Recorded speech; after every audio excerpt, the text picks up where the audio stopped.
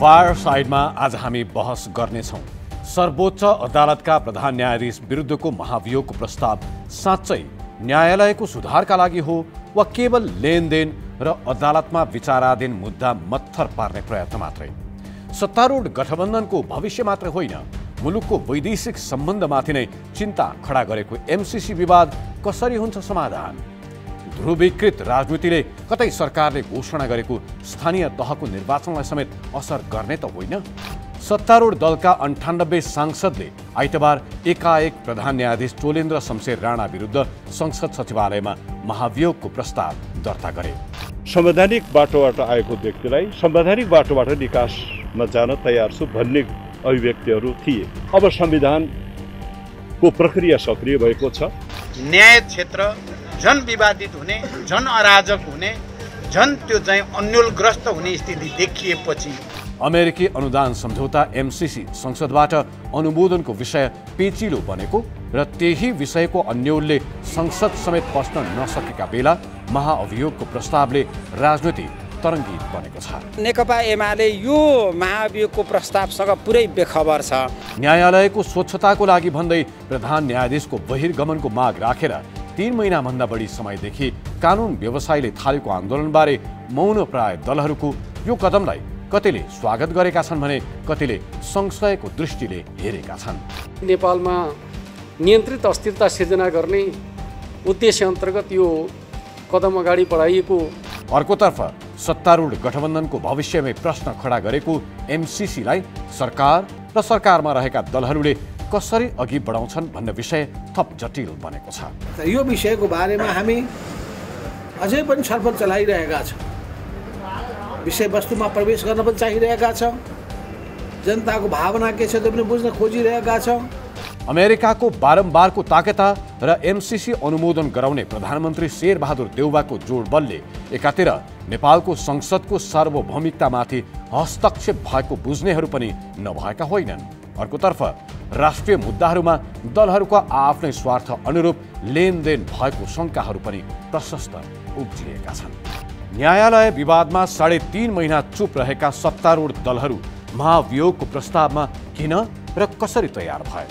MCC बहसलाई विषयान्तर गर्ने प्रयत्न होइन भने के सरकारले अमेरिकी चाहना मुताबिक नै संसदबाट अनुमोदन गराउला? प्रतिपक्षी दल एमालेलाई कसरी साथ लिन्छ सरकारले? ठूला मुद्दाहरूमा ध्रुवीकृत सत्तारूढ दलहरूले कसरी जोगाउँछन् गठबन्धन? अनि निर्वाचनको तयारी गरिरहेको यो गठबन्धन सरकारले 7 महिनासम्म आफ्नै राजनीतिक रोटी मात्रै सेक्यो कि जनताको लागि पनि केही गर्यो? फायरसाइडको आजको अङ्कमा हामी यिनै प्रश्नको जवाफ खोज्नेछौँ र आज हामीसँग हुनेछन् सरकारका प्रवक्ता सूचना प्रविधि तथा सञ्चार मन्त्री ज्ञानेन्द्र बहादुर कार्की।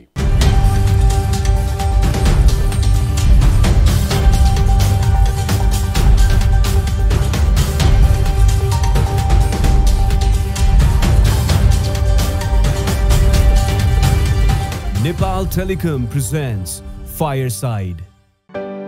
निसन्तानपन सम्बन्धी सबै उपचार hope fertility and diagnostic centre, Babar Mahal, Kathmandu.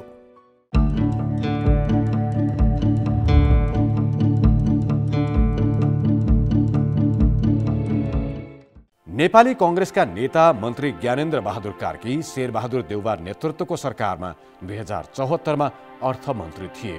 बहुचर्चित एमसीसी सम्झौतामा नेपालको अर्थमन्त्रीको हैसियतमा हस्ताक्षर गरेका मन्त्री कार्की हालको सरकारमा सुरुमा कानुन मन्त्री थिए। मन्त्रीज्यू, स्वागत छ फायरसाइडमा। धन्यवाद छ।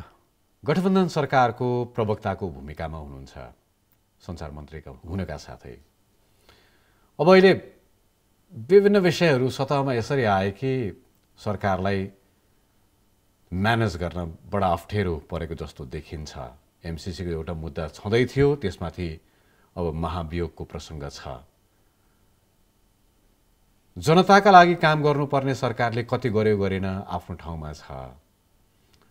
त्यसमाथि रात बिरात देश विदेशबाट प्रधानमन्त्रीलाई गठबन्धनका शीर्ष नेताहरूलाई टेलिफोन आउँछ, अत्याउने काम हुन्छ। तपाईँ जनतालाई, मिडियालाई जवाफ दिनुपर्ने ठाउँमा हुनुहुन्छ। राति निद्रा लाग्छ? त्यस्तो निन्द्रै नलाग्नुपर्ने परिस्थिति छैन।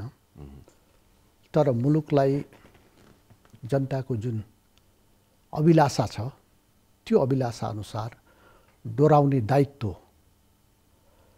र जनताको जुन चाहनाका निमित्त हामीले सङ्घर्ष गऱ्यौँ, जुन चाहना जनताको निर्वाचन मार्फत पनि अभिव्यक्त भएका छन्, ती चाहनाहरूलाई पुरा गर्ने काम जटिल छ।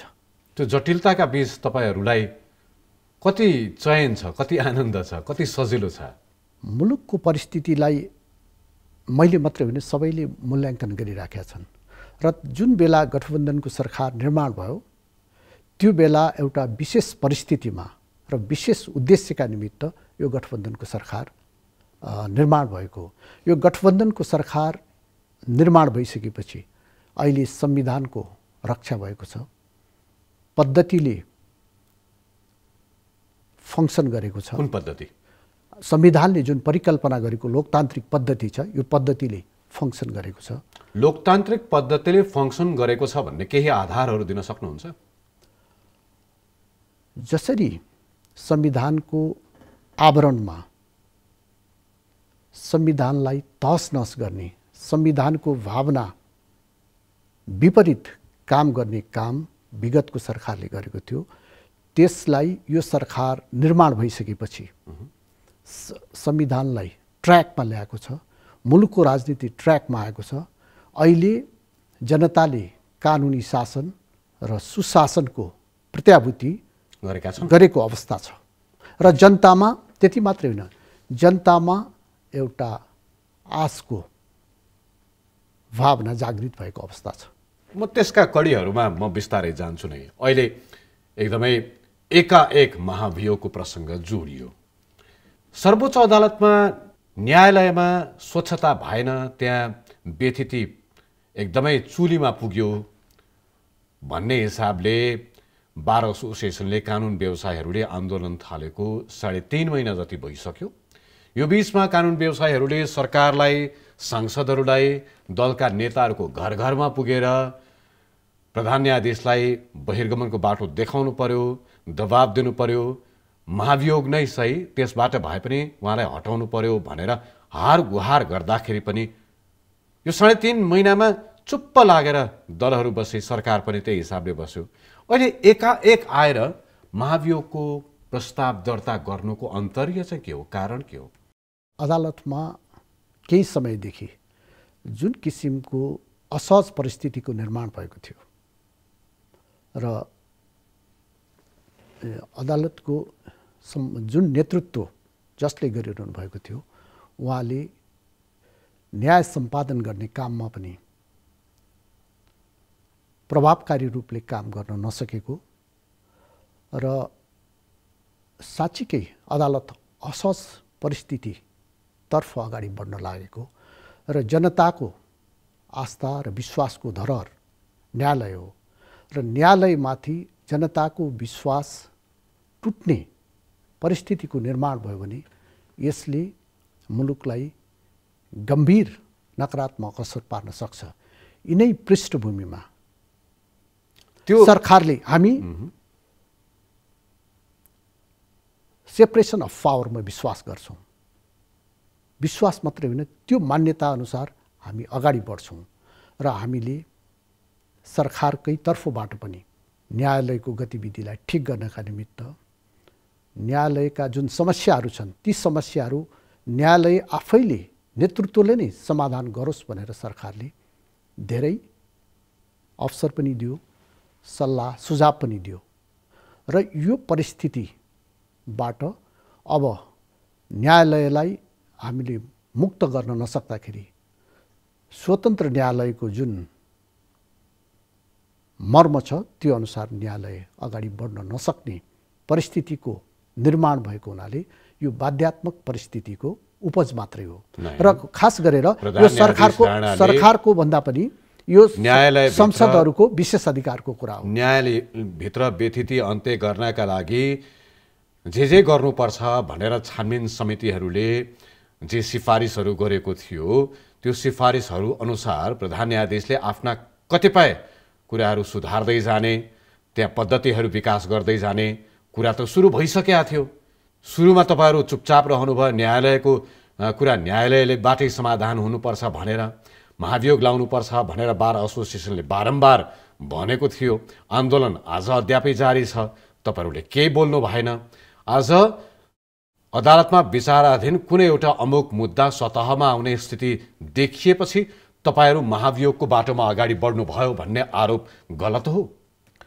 त्यो संयोग हुन सक्छ, तर त्यो आरोपमा कुनै सत्यता छैन। र अहिले पनि म भन्न चाहन्छु, न त्यहाँ न्याय परिषदको बैठक बस्न सक्यो, न त्यहाँ 20 जना न्यायाधीशहरू हुनुहुन्छ। ती न्यायाधीशहरूलाई तत्कालीन सम्माननीय प्रधानमन्त्रीले न साथमा लिएर काम कारबाहीलाई अगाडि बढाउन सक्नुभयो। यी सबैले गर्दाखेरि न्यायालयको जुन अवस्था, न्यायालय जुन गतितर्फ अग्रसर हुन थालेको थियो, त्यसलाई रोक्नका निमित्त र न्यायालयमा सुधार गर्न र न्यायालयप्रति जनताको आस्था, विश्वास र भरोसालाई कायम राख्नका निमित्त बाध्यकारी हिसाबले यो परिस्थितिको चाहिँ सृजना भएर महाभियोगको परिस्थितिमा प्रश्न म सोध्छु, माधव कुमार नेपालको नेतृत्वमा रहेको एकीकृत समाजवादी पार्टीको वैधतालाई लिएर जुन प्रश्न गरेर मुद्दा सर्वोच्च अदालतमा विचाराधीन छ, त्यो मुद्दालाई सतहमा ल्याउने, त्यो मुद्दाको प्रक्रिया अगाडि बढ्ने भइसकेपछि गठबन्धन सरकारभित्र तपाईँहरू बीच अलिकति छटपटी सुरु भयो। त्यसकारण अब प्रधान न्यायाधीशलाई यो विषयमा रोक्नुपर्छ, अदालतलाई यो विषयमा रोक्नुपर्छ भनेर तपाईँहरूले महाभियोगको प्रस्ताव अगाडि बढाउनु भयो भनेर कसैले बुझ्यो भने त्यो किन गलत हुन्छ? त्यसमा कुनै सत्यता छैन। जहाँसम्म माधव नेपालको मुद्दा छ, त्यो अहिले पनि सर्वोच्च अदालतमा छ र सर्वोच्च अदालतले गर्ने निर्णयलाई हामीले चाहिँ सरिदेका साथ हामीले स्वीकार्नु पर्दछ। र मैले अघि पनि भने कि यो संयोग मात्रै त्यस्तो हो। अदालतलाई सुधार गर्नका निमित्त र अदालतलाई जनताको आस्था र भरोसाको केन्द्रको रूपमा स्थापित गर्नका निमित्त यो अप्रिय र कठोर कदम चाल्नुपर्ने बाध्यात्मक परिस्थितिको चाहिँ सृजना भएको हो। नेकपा एमालेका अध्यक्ष केपी शर्मा ओली समग्र नेकपा एमाले र प्रधान न्यायाधीश बीचमा केही साँठगाँठ हुँदैछ, केही पाक्दैछ, त्यसकारण रोक्नै पर्छ भनेर गठबन्धन अगाडि बढेको होइन? न्यायालयमा जुन अस्तव्यस्तता आयो, न्यायालयमाथिको विश्वास धर्मराउने अवस्थाको सृजना भएपछि यसलाई रोक्नका निमित्त यो बाध्यात्मक परिस्थितिमा पुग्नु परेको हो। बार एसोसिएसनले भनिरहेका सबै मुद्दाहरू, सबै मागहरूमा तपाईँहरू सहमत हुनुहुन्छ? त्यसतर्फ जानुभन्दा पनि न्यायालय जुन अवस्थामा अहिले गुज्रन लागेको छ, त्यो अवस्थाको सुधार नगर्ने हो भनेदेखि न्यायालयप्रति जनताको जुन आस्था, विश्वास र श्रद्धा हुनुपर्ने हो, त्यसमा ह्रास आउँछ र यसले समाजमा दीर्घकालसम्म गम्भीर परिणाम दिन सक्छ भन्ने ठहर गरेर यो कदम चालिएको हो। यो अलिकति अझै प्रश्न भइराखेको छैन मन्त्रीज्यू, तपाईँहरूलाई त्यस्तो लागेको भइदिएको भए जम्मा 98 सांसदको मात्रै हस्ताक्षर किन भयो त? त्यसो भए गठबन्धनमा त 98 जना सांसदहरू मात्रै छैनन् तपाईँहरूको दलभित्र। हाम्रो संविधानमा जे व्यवस्था छ त्यसअनुसार हामीले यसलाई अगाडि बढाएका छौँ र अगाडिका दिनहरूमा संविधानको व्यवस्था अनुसार अगाडि बढ्छ। जनता समाजवादी पार्टी पनि तपाईँकै गठबन्धनको एउटा सदस्य, उसले भन्छ हामीलाई सल्लाह नै गरिएन, प्रतिपक्षी दललाई त यसको बारेमा जानकारी हुने कुरै भएन, उहाँहरूलाई त तपाईँले खबरसम्म गर्नु भएन। यो हतार चाहिँ केले लाग्यो भन्ने कुरा नि? तपाईँले अघि भन्नुभयो संसद बैठक बसिराखेको छैन जहाँ महाभियोगमाथि छलफल हुनुपर्ने, त्यो प्रक्रिया अगाडि बढ्नुपर्ने, त्यसमा अर्कै विषयमा छलफल हुनुपर्छ, अर्कै विषय अगाडि बढ्नुपर्छ भनेर चर्चा भइरहेको, बहस भइरहेको र तपाईँलाई पनि सकस परिरहेको बेलामा अचानक यो महाभियोगको प्रस्ताव चाहिँ कहाँबाट आयो भन्ने प्रश्न नि? यो चाहिँ एउटा बाध्यात्मक परिस्थिति भएको हुनाले त्यो बाध्यात्मक परिस्थितिलाई अलिकति विस्तारमा बताइदिनुहोस्। हामीसँग जे जति सांसदहरू उपलब्ध हुनुभयो ती सांसदहरूले चाहिँ यो प्रस्ताव दर्ता गर्नुभएको हो। त्यो बाध्यात्मक परिस्थितिलाई अलिकति विस्तारमा भनिदिनुहुन्छ? मैले तपाईलाई, तपाईँ त सरकारका प्रवक्ता हुनुहुन्छ, सत्तारूढ दलको एकजना नेता हुनुहुन्छ नेपाली कङ्ग्रेसको। जनताले जसले त्यो 21 बुँदे अभियोग पढ्न भ्याएका छैनन् उहाँहरूलाई बताइदिनुहुन्छ बुझिने गरेर त्यो बाध्यात्मक परिस्थिति भने के हो? ती अभियोगहरूमा जनताले पनि छलफल गर्लान् र ती अभियोगहरूमा आधार र सत्यता भएर नि ती अभियोगहरू चाहिँ ठिक छ। त्यो अभियोगहरू के हुन्?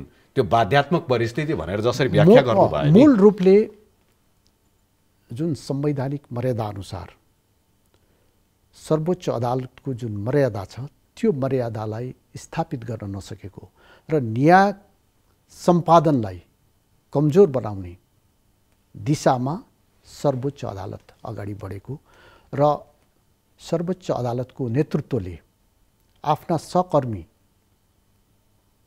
मित्रहरूलाई पनि विश्वासमा लिन नसकेको र न्यायालय एउटा अस्तव्यस्तताको अवस्थामा जान लागेको हुनाले बाध्यात्मक अवस्थाको चाहिँ सृजना भएको। संसदीय सुनवाई मार्फत तपाईँहरूले नै सिफारिस गरेर नियुक्त हुनुभएका प्रधान न्यायाधीश, तिनै प्रधान न्यायाधीशको नेतृत्वमा दुई पटक संसद विघटनका जुन निर्णयहरू भए तिनलाई बदर गर्ने काम भयो। तिनैको आदेश मुताबिक परमादेशको सरकार भनेर भन्छ नि प्रतिपक्षले, तपाईँहरूको सरकार गठन भयो, गठबन्धनको सरकार बन्यो। तपाईँहरूले त हाई हाई गर्नुभएको थियो, प्रधान न्यायाधीशको यो ऐतिहासिक आदेश आयो, यसबाट संविधान जोगियो, संसद जोगियो भनेर जसरी भन्नुभएको थियो, आज केले उहाँसँगको दूरी तपाईँहरूको बढ्यो? यहाँ व्यक्तिगत आग्रह र पूर्वाग्रहको कुरा, संस्थाकै कुरा, व्यक्तिगत आग्रह र पूर्वाग्रहको कुराले होइन। उहाँले जसरी सर्वोच्चलाई नेतृत्व दिनुपर्थ्यो त्यो नेतृत्व दिन नसकेको कारणले सर्वोच्चमा बारको आन्दोलन यसरी अगाडि बढिराखेको छ र न्यायालयका सबै मान्छेहरू, उहाँका सहकर्मी साथीहरू पनि उहाँसँग निराश छन्। यी कारणले गर्दाखेरि यो परिस्थितिको चाहिँ सृजना भएको हो। प्रतिपक्षी दलले केसम्म भन्न भ्याएको छ भने महाभियोगको यो प्रस्ताव जुन दर्ता भयो कालान्तरमा निर्वाचनसम्ममा असर पार्ने गरेर यो खेल भइराखेको छ भन्ने आरोप लगाएको छ। त्यो राजनीतिक टिप्पणी मात्रै हो वा त्योभन्दा ज्यादा हो? तपाईँले जवाफ दिने त राजनीतिक टिप्पणी मात्रै हो भन्ने नै होला कि त्योभन्दा ज्यादा छ? म राजनीतिक टिप्पणी मात्रै भन्दिनँ, यसमा कुनै सत्यता छैन। यो सरकार, शेरबहादुर देउवाले नेतृत्व गरेको सरकारले संविधानको भावना अनुसार, संविधानको स्पिरिट अनुसार मुलुकलाई अगाडि बढाएर लिएर जान्छ र आवधिक निर्वाचनको जुन महत्त्व छ र आवधिक निर्वाचनलाई हामीले तिनै तहका निर्वाचनहरू हामीले समयमा सम्पन्न गरेर लोकतन्त्रलाई संस्थागत गर्ने, लोकतन्त्र मार्फत जनताको भावना अभिव्यक्त गर्ने र जनताको चाहनालाई ती जनप्रतिनिधिहरूले पुरा गर्ने दिशामा यो सरकार अग्रसर रहन्छ र वैशाख 30 गते हामीले स्थानीय तहको, स्थानीय सरकारको जुन निर्वाचनको घोषणा गरेका छौँ यो निर्वाचन हामी सम्पन्न गराएर छाड्छौँ। निर्वाचनको मिति घोषणा गर्नुभएको छ, निर्वाचन आयोगले तयारी द्रुत पारेको छ। यो बेलामा सरकारको सबैभन्दा ठुलो जिम्मेवारी भनेको भएका सबै राजनैतिक दलहरूलाई साथमा लिएर निर्वाचनका लागि वातावरण बनाउने काम सरकारले गर्नुपर्नेमा यति बेला तपाईँहरूले गठबन्धनभित्र रहेका सत्तारूढ भनिएका दलहरू भित्रै पनि बेमेलको स्थिति छ। एकअर्काले भनेका कुराहरू, एकअर्काका विचारहरू, राष्ट्रिय मुद्दाहरूमा सत्तारूढ दलहरू भित्रै बेमेल छ। त्यसमाथि प्रतिपक्ष रिसाएर बसेको छ। तपाईँहरूले आह्वान गरेको सर्वदलीय बैठकमा उसको उपस्थिति हुँदैन, सभामुखले बोलाएको सर्वदलीय बैठकमा उसको उपस्थिति हुँदैन। यो बेलामा महाभियोगको प्रस्ताव दर्ता गर्नुभएको छ, एमसिसीको विवाद अर्कै छ, बाँकी छ, त्यसमा हामी छलफल गरौँला नै। यो महाभियोगको प्रसङ्गमा फेरि पनि म तपाईँलाई सोधिरहेको छु, प्रतिपक्षी दललाई पनि तपाईँहरूले साथमा लिनुभएको छ, सल्लाह गर्नुभएको छ के साथमा आउँछ? अहिले सर्वोच्च न्यायालयमा र न्यायको क्षेत्रमा जुन किसिमको तस्बिर समाजले देखिराखेको छ यसबाट कुनै पनि कोही पनि अनभिज्ञ छैन। त्यसैले यो अहिलेको महाभियोग ल्याइएको छ र यो महाभियोग बाट अब अदालतलाई न्यायालयको भावना अनुसार सुधार गर्ने दिशामा हामी सबै एक ठाउँमा उभिनु जरुरी छ। कसरी अघि बढ्छ? महाभियोग पारित हुन्छ संसदबाट? अब यो प्रक्रिया प्रारम्भ भएको छ। कि प्रधान न्यायाधीशलाई दागी बनाएर छोड्ने काम मात्रै, प्रयत्न मात्रै हो तपाईँहरूको? हामी लोकतन्त्रमा विश्वास गर्छौँ। हामी आग्रह र पूर्वाग्रहलाई केन्द्रमा राखेर हाम्रो गतिविधि चाहिँ केन्द्रित हुँदैनन्। त्यसैले यो प्रधान न्यायाधीशको विषयवस्तु होइन। सर्वोच्चमा जुन किसिमको अस्तव्यस्तता र न्यायालयमाथि जुन किसिमको प्रश्न चिन्ह खडा भयो, त्यसले गर्दाखेरि यो परिस्थितिको निर्माण भएको छ र यो परिस्थितिलाई मैले सोधेको यो परिस्थितिलाई यो महाभियोगको प्रस्ताव संसदबाट पारित हुन्छ या हुँदैन, यस विषयमा छलफल भएर एउटा निष्कर्षमा हामी पुग्नै पर्छ। मलाई एउटा कुरा बताइदिनुहोस् त, हालसालै गएको हप्ता प्रतिपक्षी दलका नेता केपी शर्मा ओली, प्रधानमन्त्री शेरबहादुर देउवा र माओवादी केन्द्रका अध्यक्ष पुष्पकमल दाहाल बीच बालुवाटारमा छलफल भयो। त्यो छलफलका विषयहरू के विषयमा छलफल भयो भन्ने त्यति सार्वजनिक भएको छैन। तपाईँ सरकारका एकजना जिम्मेवार मन्त्री हुनुहुन्छ, प्रवक्ता पनि हुनुहुन्छ। त्यो बैठकमा केही गोप्य सहमतिहरू भएका छन् भनिएको छ। गोप्य सहमतिको बारेमा त मलाई जानकारी छैन, तर लामो समयसम्म प्रमुख प्रतिपक्षी दलले संसद अवरुद्ध गरेको छ। सार्वभौम संसदलाई यस हिसाबले अवरुद्ध गर्दाखेरि जनप्रतिनिधि मार्फत जनताका जुन भावनाहरू अभिव्यक्त गर्ने जुन थलो हो, त्यो थलो चाहिँ नि अहिले एउटा सांसदले जागिर खाने थलोको रूपमा मात्रै परिणत भएको छ। त्यो त तपाईँहरूले नै बनाउनु भयो नि। त्यो कसले बनायो? अब अर्को कुरा, त्यहाँ यति दर्जनौं विधेयकहरू संसदमा छन् र संसदलाई जीवन्त बनाउने, संसदलाई प्रभावकारी बनाउने दायित्व सरकारको मात्रै होइन, प्रतिपक्ष प्रमुख प्रतिपक्षको बराबर। त्यही उद्देश्यका निमित्त सम्माननीय प्रधानमन्त्रीले सर्वदलीय बैठक पनि बोलाउनु भयो बालुवाटारमा। त्यसमा प्रतिपक्षी दलको उपस्थिति रहेन, केपी शर्मा ओलीको उपस्थिति रहेन। त्यसपछि केही समयपछि संसदलाई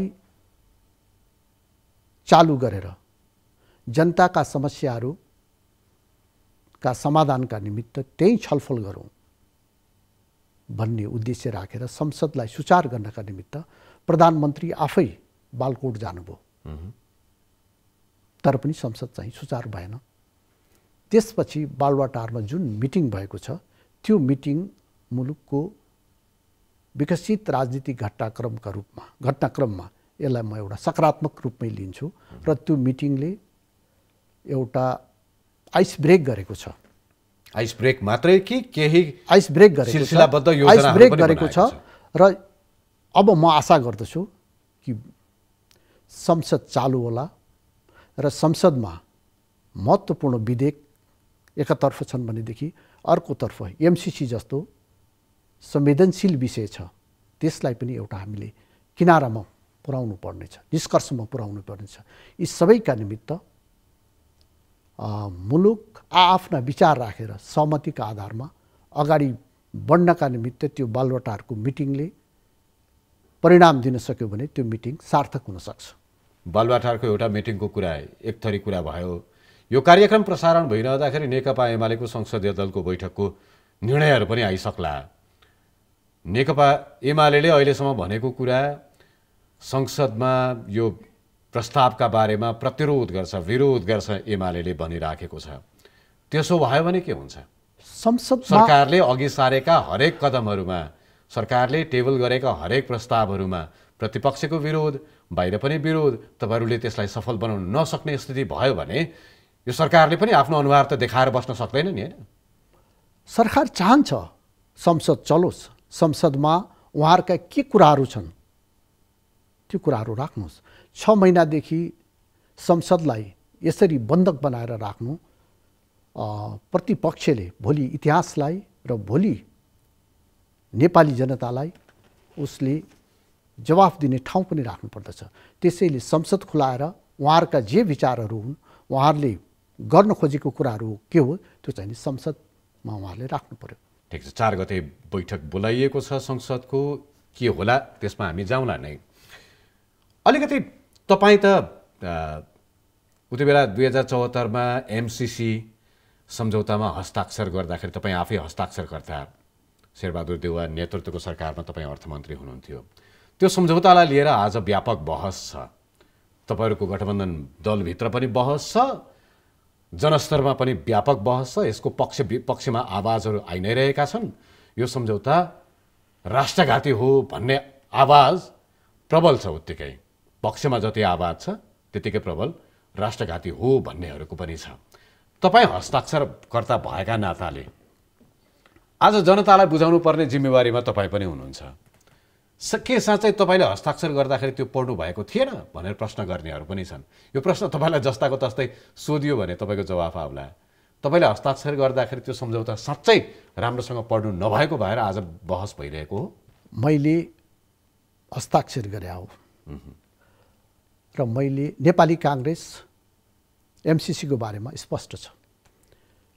हिजो हस्ताक्षर गर्दा पनि स्पष्ट छ, प्रमुख प्रतिपक्षी दलमा हुँदा पनि स्पष्ट छ।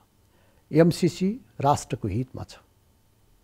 एमसीसीले मुलुकको गरिबी निवारण र दिगो आर्थिक विकासका निमित्त महत्त्वपूर्ण भूमिका निर्वाह गर्छ भन्ने कुरामा नेपाली काङ्ग्रेस स्पष्ट छ।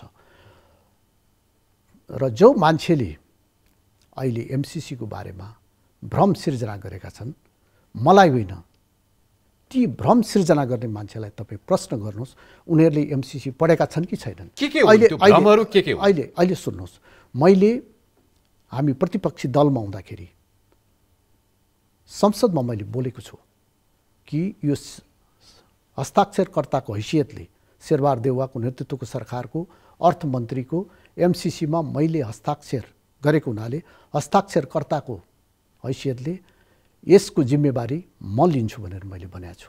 र अहिले पनि म तपाईँको यो च्यानलबाट पनि म सार्वजनिक रूपमा पनि म यसको स्वामित्व लिन्छु र यो एमसीसी राष्ट्रको हितमा छ। ठिक छ मन्त्रीजी, स्वामित्व लिनु र राष्ट्रको हितमा छ भनेर मात्रै पुग्ने भएन। आज जनस्तरमा जे खालका प्रश्नहरू उठिरहेका छन् तिनको बारेमा तपाईँहरूले जवाफ त दिनुपर्ने होला नि। जसरी तपाईँले भ्रमहरू सृजना गर्ने प्रयत्नहरू भएका छन् भन्दै हुनुहुन्छ, गठबन्धनमै रहेका दलहरू पनि सायद तपाईँले उहाँहरूलाई पनि इङ्गित गर्नुभएको होला, उहाँहरूले पनि भ्रम सृजना गर्नुभएको होला। यदि तपाईँको भाषा त्यो हो भने, यदि त्यसो हो भने त्यो भ्रमहरू के हुन् र सत्य के हो भन्ने त बताइदिनु पर्ने होला नि त। एमसीसी नेपालको इतिहासमा सबैभन्दा ठुलो अनुदान रकम हो, त्यो बुझियो। यो ऋण होइन, यो अनुदान हो। ओके, यसको लक्ष्य गरिबी निवारण र दिगो आर्थिक विकाससँग सम्बन्धित छ। र 2068 सालदेखि 72 सालसम्म बाबुराम भट्टराईदेखि तपाईँ गन्दै जानुहोस्, बाबुराम भट्टराईले यसलाई अगाडि बढाउनु भएको छ। त्यस्तै गरेर खिलराज रेग्मी उहाँले यसलाई अगाडि बढाउनु भएको छ। सुशील कोइराला यसलाई उहाँले अगाडि बढाउनु भएको छ। उहाँले केपी शर्मा ओली र विष्णु पौडेल हुँदाखेरि यो कम्प्याक्टको एग्रिमेन्ट गर्ने भनेर उहाँहरूले चाहिँ यसलाई अगाडि बढाउनु भएको छ। त्यस बेलामा मन्त्री परिषदमा को थिए तपाईँले एकताल लिस्टमा गएर मन्त्री परिषदको कुरा मात्रै भएन, सुन्नु त, हाल सरकारमा रहेका र सरकार बाहिर रहेका सबै दलहरू कुनै न कुनै बेला सरकारमा छन्। आफू मन्त्री नहुँदाखेरि पनि आफ्नो दलको नेतृत्वको सरकार छ। त्यसपछि प्रचण्डजी, पुष्पकमल दाहाल प्रचण्डजी र कृष्णबहादुर महरा हुँदाखेरि पनि यसलाई अगाडि बढाइएको छ। र शेरबहादुर देउवाको नेतृत्वको सरकारको समयमा यसलाई उहाँहरूले सबैले एउटा पूर्ण उसमा रूपमा लगिसकेपछि यसलाई सम्झौता गर्ने अख्तियारी मैले पाएर सम्झौता गरेको हो। र यो सम्झौताको बारेमा मनगणन्ती हिसाबले काल्पनिक कुरा गरेर आग्रहका आधारमा जुन किसिमको भ्रम सृजना गरेर जनतामा एउटा डिसइन्फर्मेसन सञ्चार गरेर जनतालाई तरङ्गित गर्ने कुरा गरेको छ, यो राष्ट्रको हितको खिलाफमा छ। त्यही त मन्त्रीज्यू, तपाईँलाई जस्तो म बताउन चाहन्छु, एउटा भ्रम सिर्जना गरिदिएको छ कि एमसीसी लागू भइसकेपछि नेपालको कानुनभन्दा यो संविधानभन्दा यो माथि छ। त्यो भन्नेहरूलाई म एमसीसीलाई फेरि आग्रह र पूर्वाग्रहभन्दा माथि रहेर पढ्नका लागि आग्रह गर्छु र जसले लामो लामो व्याख्या गर्नुहुन्छ उहाँहरूले अन्तर्राष्ट्रिय सम्झौता र सन्धिलाई राम्ररी बुझ्नु पर्यो र यो भियना कन्भेन्सनको आधारमा यो सम्झौता छ र म तपाईँलाई सम्झौतामा उल्लेख छ दफा 7.1 मा यदि कुनै विवाद भयो भने सम्झौता कार्यान्वयन गरिरहँदाखेरि नेपालको कानुन होइन सम्झौता हावी हुनेछ। त्यो सम्झौता भनेको अन्तर्राष्ट्रिय कानुनका मान्यताहरूमा आधारित छ भनेर उल्लेख छ। त्यो भनेको अन्तर्राष्ट्रिय कानुन भनेको कहाँको कानुन? के त्यो अमेरिकाको कानुन हो? त्यो भियना कन्भेन्सन अनुसार जुन हामीले सन्धि सम्झौता गर्छौँ त्यो कानुन चाहिँ नि लागू हुन्छ। तर तपाईँलाई म के भन्न चाहन्छु तपाईँ मार्फत भनेदेखि यो सम्झौतासम्म नेपालको कुनै कानुन बाजेको छैन र नेपालको त्यहीँ लेखिएको छ यो कानुनभन्दा नेपालको संविधान माथि छ भनेर लेखिएको छ। यसलाई अपभ्रंश गर्न खोजिएको छ। त्यस्तै गरेर अर्को तपाईँको के भनिया छ, यसले सार्वभौमिकतामै असर गर्न खोजिया छ भनिया छ। यो इन्डो पेसिफिकको अङ्ग हो भनेर भनिया छ। यो सम्झौताको कुन दफा उपदफामा इन्डो पेसिफिकको कुरा लेखिएको छ। 2017 सेप्टेम्बरमा यो सम्झौता भएको हो। यसका बारेमा काफी छलफल बहस गरिएका छन्। सुन्नु सेप्टेम्बरमा यो सम्झौता भएको, नोभेम्बरमा इन्डो पेसिफिकको कन्सेप्ट टर्मले लिएर आएका हुन्। भनेपछि यसको कुनै साइनो सम्झौता सम्बन्ध नभएको कुरालाई उचालेर जुन किसिमको भ्रम सिर्जना गरिएको छ यो पनि एउटा भ्रम हो।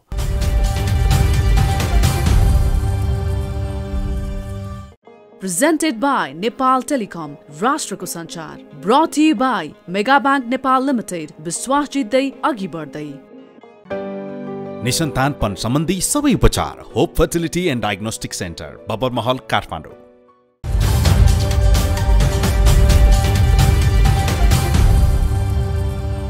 मन्त्रीजी, एउटा म जिज्ञासा राखिहाल्छु। यो सम्झौता मात्रै होइन, यो सम्झौतासँगै अरू सहायक सम्झौताहरू पनि भएका छन्, एग्रिमेन्टहरू भएका छन्। ती दस्तावेजहरू सार्वजनिक गर्न चाहिँ के गाह्रो? जसरी तपाईँ नै पनि आफैले हस्ताक्षर गर्ने अनि आफै अध्ययन कार्यदलमा बस्ने, तपाईँमाथि त्यो प्रश्न पनि छ।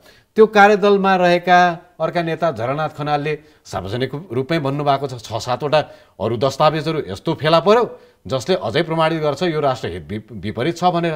त्यो दस्तावेजहरू तपाईँहरू सार्वजनिक गर्न किन हिचकिचाउनुहुन्छ, जसबाट सार्वजनिक स्तरमा बहस गरिरहेका मानिसहरूले पढ्न सकुन्, बुझ्न सकुन्, ए हो र के भनेर किन अध्ययन गर्ने वातावरण तयार नहुने? अहिलेका जति पनि जस्तो भन्नुहोस् एडिबी, वर्ल्ड ब्याङ्क, आइएमएफ जतिसँग हामीले आर्थिक सहयोग लिने गरेका छौँ तिनीहरूका शर्तहरूभन्दा एमसीसीका शर्तहरू उदार छन् र तपाईँले यसलाई अपराधर्शी बनाउन खोजिएको छ, यसलाई रहस्यमय बनाउन खोजिएको छ।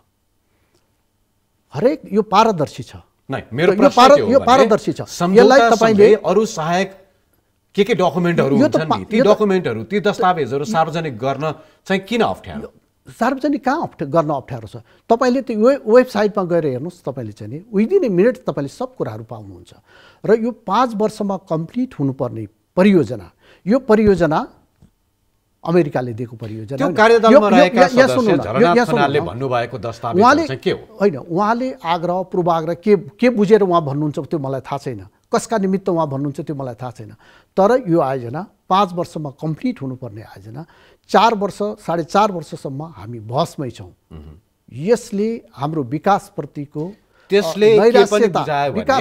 नैराश्यता ठिक छ, त्यो नैराश्यता एकातिर छ। त्यसले अर्कोतर्फ के पनि बतायो भने यो सम्झौतामा संलग्न जो छन् उनीहरूले जनतालाई यो सम्झौता ठिक हो भनेर बुझाउन सकेनन्, उनीहरू अकर्मणीय छन् भनेर पनि प्रमाणित गर्यो। त्यो होइन, यो सम्झौतालाई यसको प्रतिफल दिनुपर्ने समयसम्म हामी चाहिँ छलफलमै लगेर यो सम्झौतालाई डिसइन्फर्म गरेर जनतालाई भ्रमित गर्ने काम गरिएको छ। म तपाईँहरूप्रतिको विश्वास पनि हरायो नि त। तपाईँहरूमाथि विश्वास भइदिएको भए त जनताले यी प्रश्नहरूमाथि बहस गर्नुपर्ने स्थिति नै हुन्थेन नि, हुन्थ्यो? होइन, यो विशुद्ध आर्थिक परियोजना हो। तपाईलाई याद होला एउटा मात्रै कुरा म तपाईँलाई भन्न चाहन्छु कि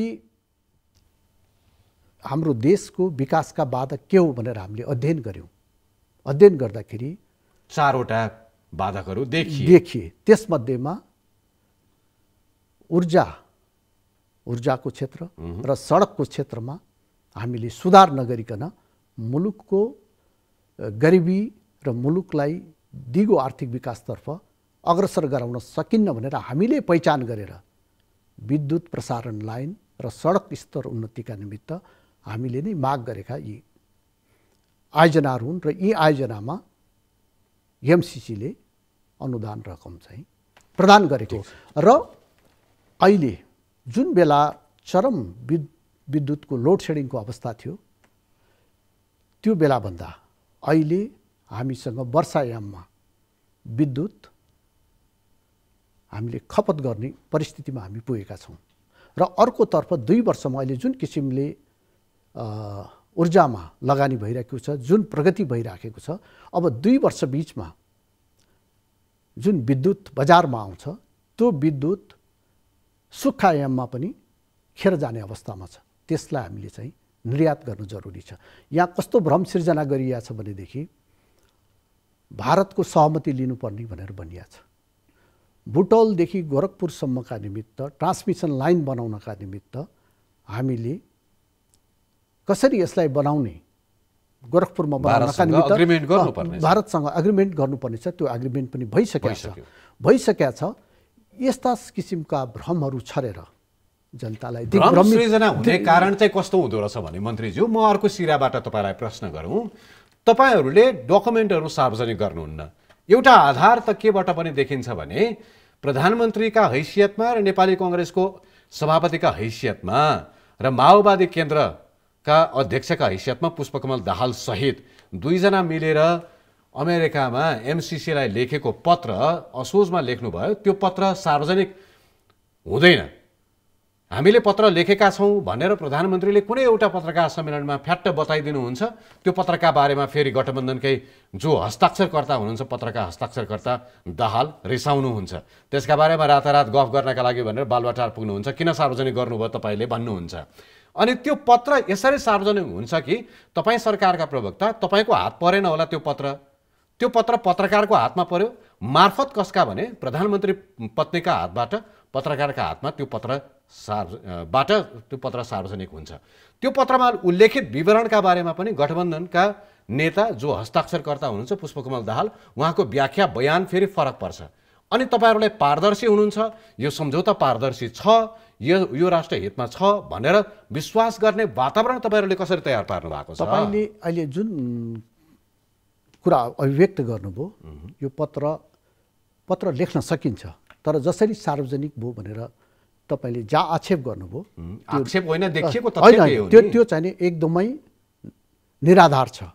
यस किसिमको यो पनि एउटा डिसइन्फर्मेसन हो। यस किसिमको डिसइन्फर्मेसन हामीले गर्नु त्यो भन्नुहोस्। तपाईँ सरकारका प्रवक्ता हुनुहुन्छ, तपाईँलाई थाहा छ, तपाईँ त सञ्चार मन्त्रालय पनि हाँक्नुहुन्छ। सञ्चार मन्त्रीका हैसियतमा एउटा पत्र कहाँबाट सार्वजनिक भयो? लेखिएका पत्रहरू सार्वजनिक हुन सक्छन्। कसले सार्वजनिक गर्यो त्यसको जानकारी मलाई पनि छैन। प्रधानमन्त्रीले लेखेको पत्र बाहिर मिडियामा आउँछ, तपाईँ सञ्चार मन्त्री हुनुहुन्छ, प्रवक्ता हुनुहुन्छ, तपाईँलाई थाहा छैन त्यो पत्र कसले सार्वजनिक गर्यो भनेर? अनि तपाईँलाई कसरी पत्याउने? त्यो पत्रमा कुन त्यस्तो अन्यथा कुरा लेखिएको छ? सार्वजनिकै गर्न नहुने कुन कुरा लेखिएको छ? सार्वजनिक गर्न नहुने थियो भने हैन, केही लेखिएको छैन भने सार्वजनिक गरेको गर्दाखेरि किन अप्ठ्यारो भयो? हामी एमसिसीलाई पारित गर्छौँ, त्यो कुरा भन्नुलाई के अप्ठ्यारो छ र? त्यही त अप्ठ्यारो छैन, केही त्यस्तो अप्ठ्यारो कुरा लेखिएको छैन, असान्दर्भिक राष्ट्रहित विपरीत हुने त्यस्तो केही कुरा उल्लेख छैन, पढ्दाखेरि थाहा भयो। तर त्यो पत्र सार्वजनिक गर्न पनि तपाईँहरू किन हिचकिचाउनु भयो? यो तिललाई पहाड बनाउनु पर्ने केही कुरा छैन, यो तिललाई पहाड बनाउने कुरा हो। तिललाई पहाड बनाउँछन् भने पहाडलाई के बनाउँछन् होला भन्ने प्रश्न हो नि। तिललाई पहाड बनाउनु पर्ने कुरा छैन, पहाड पहाडै हुन्छ, तिल तिलै हुन्छ। तिललाई पहाड बनाउनु पर्ने कुरा केही छैन। एमसीसी राष्ट्रको हितमा छ र एमसीसीलाई अब हामीले विलम्ब नगरिकन संसदमा, सार्वभौम संसदमा छलफल गराएर यसलाई कार्यान्वयनमा लिएर जानुको मुलुकसँग विकल्प छैन। अर्को पनि तपाईँलाई म कुरा भन्न चाहन्छु, यदि हामीले लैमा लागेर नपढिकन अनेक मनगणन्ती कुरा गरेर, काल्पनिक कुरा गरेर, जनतालाई दिग्भ्रमित गरेर एमसीसीलाई हामीले मुलुकबाट भगायौँ भनेदेखि अन्तर्राष्ट्रिय जगतमा हाम्रो नेपालको विश्वसनीयता पनि समाप्त भएर जानेछ र हाम्रो विकास निर्माणका निमित्त जुन वैदेशिक सहायता हामीले प्राप्त गर्ने 7 दशकदेखि जुन प्राप्त गरिराखेका छौँ, अन्तर्राष्ट्रिय जुन सद्भाव छ त्यो बिस्तारै समाप्त भएर जानेछ र यसलाई हामीले कार्यान्वयनमा लान सक्यौँ भनेदेखि यस किसिमका अनुदानहरू मुलुकका निमित्त प्राप्त हुने ढोका खुल्नेछ। होइन भनेदेखि वैदेशिक लगानी देशमा भित्राउनका निमित्त यसलाई हामीले फिर्ता पठायौँ भनेदेखि भविष्यसम्म धेरै ठुलो नकारात्मक यसले प्रभाव पर्नेछ। त्यसैले विश्वसनीयता कायम गर्न पनि, मुलुकबाट गरिबी, बेरोजगारी र दिगो आर्थिक विकास गर्नका निमित्त पनि यो परियोजनालाई हामीले अब अगाडि बढाएर जनतालाई यसको प्रतिफल दिनु जरुरी छ। तपाईँलाई म अर्को पनि कुरा भन्न चाहन्छु, अहिले पनि हामी 7 दशकभन्दा बढीदेखि अमेरिकासँग हामी अहिले पनि सहयोग लिइरहेका छौँ। हरेक वर्ष 10-12 अरब सहयोग हामी लिइरहेका छौँ। कहाँनिर त्यहाँ अमेरिकन सेना आएको छ। अहिले यति मात्रै होइन, 50भन्दा बढी देशमा एमसीसी चालु छ। त्यसबाट त्यो देशले राम्रो आर्थिक उन्नति गरिराखेका छन्, त्यो प्रतिफल उनीहरूले पाइराखेको सूचना हामीसँग छ। त्यस्तै गरेर 9वटा देश, मङ्गोलिया, इन्डोनेसिया, यी प्रतिनिधि देशहरू मात्रै हुन्, जस्ता 9वटा देश दोहोऱ्याएर लिइराखेका छन्। मङ्गोलिया कहाँ छ? चीन र रुसको बोर्डरसँग जोडिएको देश मङ्गोलिया चाहिँ दोस्रो चरणमा गएको छ। कहाँ त्यहाँनिर अमेरिकन सेना आएको छ? एउटा कुरा बताइदिनुहोस् न, अमेरिकी उपसहायक विदेश मन्त्री डोनाल्ड लूले फोन गरेर प्रधानमन्त्रीलाई अनि माओवादीका अध्यक्ष पुष्पकमल दाहाललाई के भन्नुभयो जसले गर्दाखेरि त अब तपाईँहरू हतारिनु भएको छ संसदबाट अनुमोदन गराउनका लागि? उहाँले के भन्नुभयो त्यो कन्भर्सेसनमा म छैन। तर हामीसँग समयको चाप छ।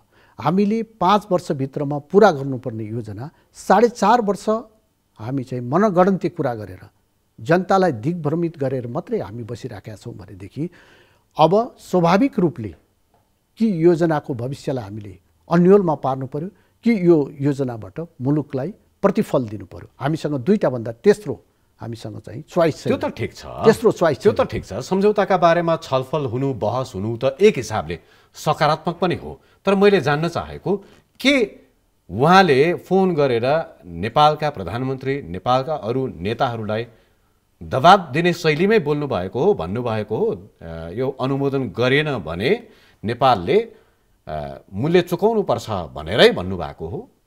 मलाई त्यो कुराको राम्रो जानकारी छैन। तर यो अनुदानले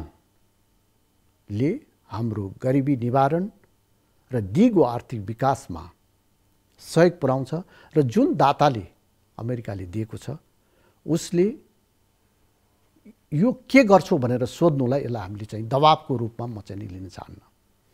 पुष्पकमल दाहालले सार्वजनिक रूपमा भन्नुभएको छ, यसरी प्रस्तुत हुनुभयो कि उहाँले अब यदि त्यो सम्झौता अनुमोदन नगर्ने हो संसदबाट भनेदेखि हामीले चीनको दबावमा नेपालले सम्झौता अनुमोदन गरेन भनेर हामी बुझ्छौँ भन्ने हिसाबले डोनाल्ड लूको प्रतिक्रिया आयो भनेर जसरी उहाँले सार्वजनिक गर्नुभयो त्यस हिसाबले अब नेपालको संसद पनि सार्वभौम रहेन भनेर व्याख्या हुन थालेको छ मन्त्रीज्यू।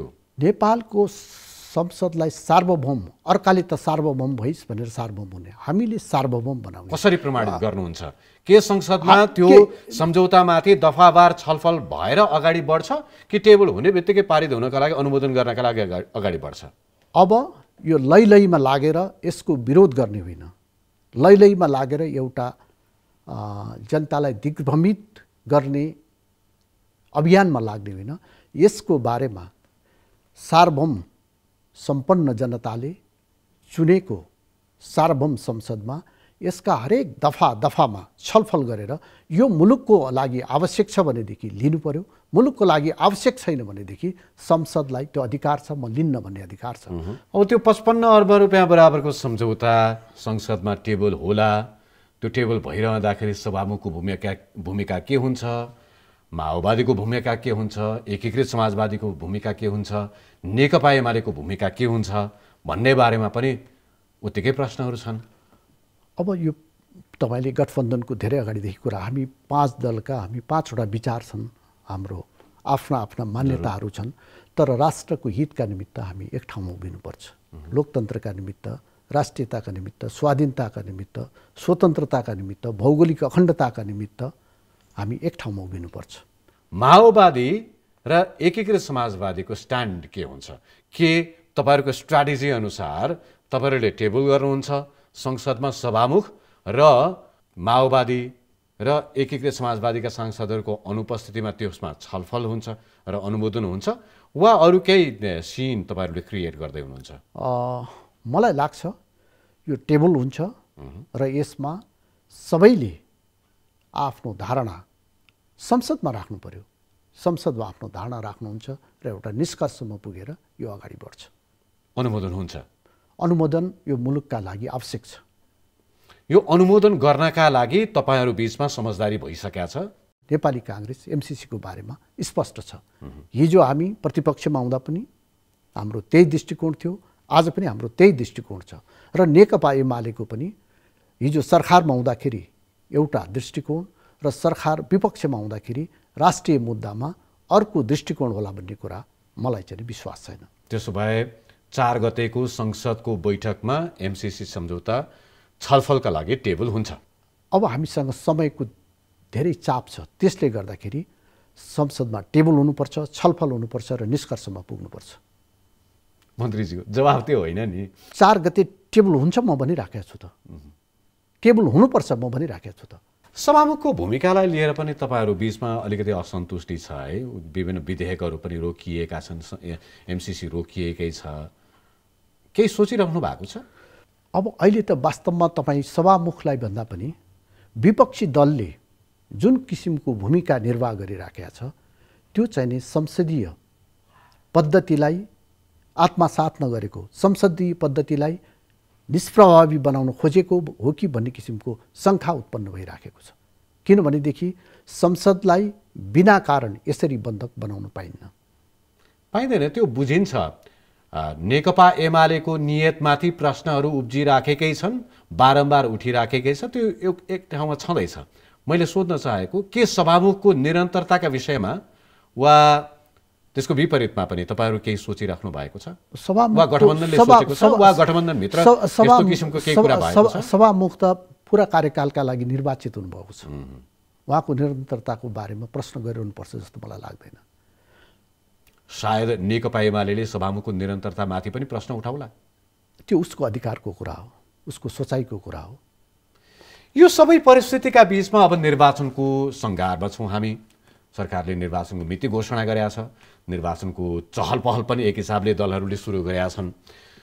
नेपाली कांग्रेस गठबन्धनसहित निर्वाचनमा जान्छ वा गठबन्धन बिना निर्वाचनमा जान्छ भन्ने एउटा प्रश्न नेपाली कांग्रेस भित्रै पनि तपाईहरु बहसमा हुनुहुन्छ, छलफलमा हुनुहुन्छ।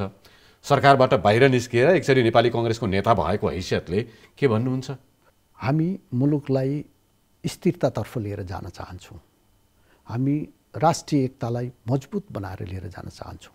निर्वाचन भनेको आन्तरिक प्रतिस्पर्धा हो, यसमा हामीले यही कारणले गठबन्धनमा समस्या आउने, यही कारणले गठबन्धन टुट्ने कुरा चाहिँ नि हुन्न।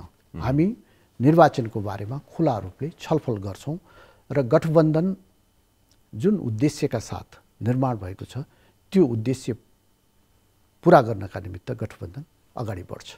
निर्वाचन मात्रै हो कि यो गठबन्धनले जनताका लागि पनि केही सोचेर सरकार गठन गरेको हो? यो 7 महिना बित्यो, यो 7 महिनामा तात्विक रूपमा जनताका लागि हामीले यो काम गर्यौँ भन्ने त्यस्तो केही छ जुन तपाईँले निर्वाचनका बेलामा जाँदाखेरि जनताको घर दैलोमा पनि छाती फुलाएर भन्न सक्नुहुन्छ? अहिलेको सरकारको प्रमुख प्राथमिकता भनेको जनताको जीवन रक्षा हो र जनताको जीवन रक्षाका निमित्त त्यस बेला कोभिडको आतंकबाट संसारै आतंकित थियो। हामी नेपाली कति आतंकित थियौँ एकताल तपाईँ हेर्नुहोला। हाम्रो लकडाउनको श्रृङ्खला कस्तो थियो तपाईँ एकपटक हेर्नुहोला। मुलुकको आर्थिक अवस्था कस्तो थियो तपाईँ एकपटक हेर्नुहोला। र अहिले 6 महिनाको बिचमा करिब कोभिड हामीले बिर्सिने अवस्थामा पुगेका छौँ। र तपाईँलाई म स्मरण मात्रै गराउँछु, तपाईँ विज्ञ हुनुहुन्छ, दक्षिण एसियामै खोपमा हामी अग्रणी मुलुकको रूपमा हामी चाहिँ अहिले स्थापित भएको छौँ। र जनताको जीवन रक्षा गर्ने कुरा सानो कुरा होइन। र अर्को कुरा तपाईँले जुन कुरा भन्नुभयो त्यसमा मलाई थप के भन्न छ भनेदेखि तर तपाईँले अन्तर्राष्ट्रिय प्रतिवेदन पनि पढ्नुभयो होला। यदि नेपालको सरकारले खोप लगायतका कुराहरूमा अलिकति बढी ध्यान दिएको भए यति धेरै मानिसहरू कोरोनाका कारण जसको मृत्यु भयो उनीहरूको मृत्यु हुँदैन थियो भनेर पनि अन्तर्राष्ट्रिय प्रतिवेदन पढ्नु होइन। तपाईँले त्यो प्रतिवेदन पनि पढे तर केपी ओली सरकारको पालामा भएको हो भन्नुहुन्छ त होइन। त्यो केपी ओली सरकारको भन्दा यो 6 महिनाको बिचमा जुन किसिमले दक्षिण एसियामै खोपको क्षेत्रमा नेपाल अग्रणी स्थानमा उभिएको छ यसलाई हामीले जतिसुकै प्रतिवेदनले पनि यसलाई नकार्न सक्दैन। अर्को पनि म एउटा कुरा चैतसम्ममा उमेर पुगेका सबैले खोप पाउँछन् भनेर तपाईँहरूले भन्दै हुनुहुन्थ्यो। अब संशोधित लक्ष्य अनुसार वैशाखमा भन्ने आइसक्यो। प्रधानमन्त्रीले 6 महिना सरकार गठनको 6 महिनाको अवसर पारेर देशवासीका नाममा जुन सम्बोधन गर्नुभयो त्यसमा विभिन्न फुर्काहरू बाँधेर जुन अचिभमेन्ट भनेर तपाईँहरूले सफलता भनेर भन्नुभयो त्यसमै पनि क्वेसनहरू छन्। आर्थिक वृद्धिको लक्ष्यका बारेमा, विकास खर्चका बारेमा, अरू थुप्रै कुराहरूमा जुन कुराहरू उहाँले भन्नुभएको छ करिब सबै कुराहरूमा अहिले तपाईँले हेर्नुभयो भने मन्त्रालयहरूको खर्च कति छ भन्ने तपाईँले अर्धवार्षिक समीक्षा तपाईँले पढ्नु भएन? अर्थतन्त्र एकै दिनमा बन्दैन र कोभिडले तर एउटा निर्णयले भत्किन सक्छ। अर्थतन्त्रको आधारशिला तयार गर्ने दिशामा सरकार चाहिँ अगाडि बढेको छ। र अर्को कुरा पनि म तपाईँलाई भन्न चाहन्छु कि यो सरकार गठन भइसकेपछि अन्तर्राष्ट्रिय समुदायमा सद्भाव र विश्वास बढेको छ र यस्तो कठिन अवस्थामा पनि जुन किसिमको अनुदानहरू अहिले मुलुकले पाइराखेको छ त्यतातर्फ पनि हामीले चाहिँ आँखा चिम्लिनुहुन्न। तर अहिले अर्थतन्त्र आफ्नो वर्षेनी बजेटमा पार्दै आएको अनुदानको रकम यो पटक घटेको देखियो। भारतसँगको संवाद हुनै सकेका छैन। अमेरिका अब चिडेन थालिसकेका छ। चीनसँगको स्थिति के छ तपाईँलाई थाहा छँदैछ। अरू दातुई निकायहरूसँगको अघिल्लो सरकारको पालामा जति अनुदानहरू आएको थियो यो पटक त्यो पनि घटेको छ। तथ्याङ्कमा जाने हो भने तपाईँले अनुदान आएको जुन कुरा छ त्यसमा खास मैले पढेको तथ्याङ्कमा त्यो घटेको छैन। अलिकति घटेको होला। त्यो चाहिँ अहिलेको विषम परिस्थितिको कारणले र अहिले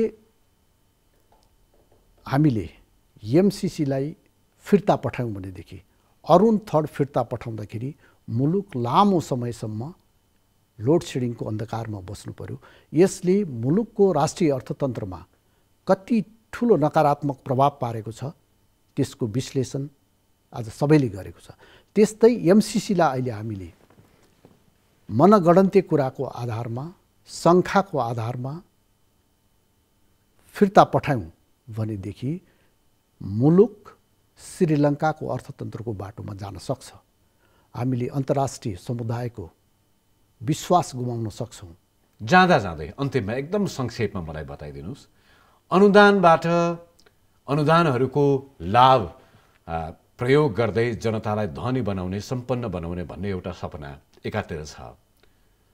मुलुकको आफ्नै उत्पादन बढाउने, मुलुकको आफ्नै आम्दानी बढाउने, यहीँनिर मानिसहरूलाई सम्पन्नताको बाटोमा अगाडि बढाउने भन्ने योजनाहरूमा चाहिँ नेपालका सरकारहरूले कहिले पनि ठोस काम गर्न सकेको देखिएन है। तपाईँ त अर्थमन्त्री पनि भएको नेता हुनुहुन्छ। पूर्वाधारको निर्माण नगरिकन हामीले त्यसका लागि अनुदान चाहियो। फेरि पूर्वाधार निर्माणका निमित्त अनुदान पनि चाहियो, ऋण पनि लिनुहोस्, तर पूर्वाधार निर्माण नगरिकन हामीले टेलिभिजनमा अन्तर्वार्ता दिएर मात्रै मुलुक समृद्धिको दिशातर्फ जान सक्दैन। पूर्वाधार निर्माणका निमित्त अहिले नै एमसिसीकै कुरा गर्नुहुन्छ भने यसले विद्युत प्रसारण लाइन र अन्तर्राष्ट्रिय स्तरको सडक स्तरोन्नति गर्ने पूर्वाधारमा जुन खर्च हुन्छ, यो खर्चपछि पनि यसको परिणाम नेपाली जनताले देख्नेछन्।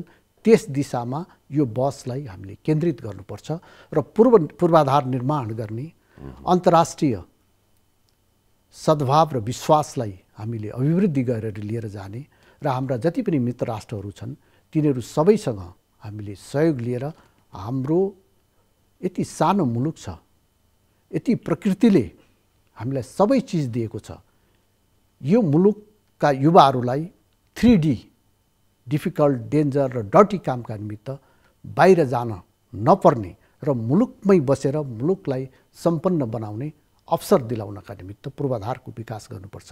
त्यसका निमित्त राष्ट्रिय एकता, स्थिरताको दिशामा देशलाई हामी सबैले एकजुट भएर अगाडि बढाउनुपर्छ। हस्, धेरै धेरै धन्यवाद यहाँलाई समय र यति कुराहरूका लागि। धन्यवाद। Thank you so much.